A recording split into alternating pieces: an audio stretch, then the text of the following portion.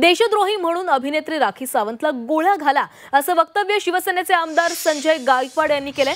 पहलगाम दहशतवादी हल्ल्यानंतर पाकिस्तानचा जयघोष करणारी राखी सावंतचा व्हिडिओ हा व्हायरल झाला होता।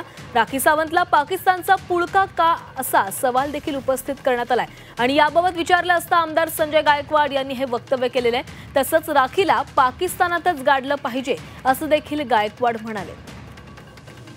तर पाहुयात राखीचा व्हायरल व्हिडिओ आणि त्यावर संजय गायकवाड यांची काय प्रतिक्रिया।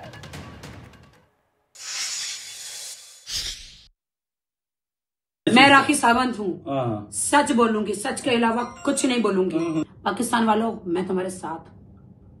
जय पाकिस्तान, जय पाकिस्तान, जय पाकिस्तान।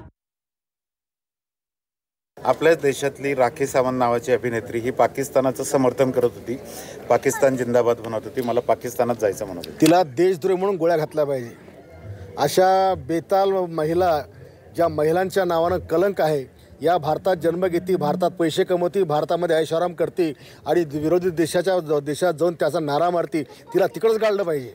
तिला आपल्या भारतात परत येऊ पण नाही दिलं पाहिजे।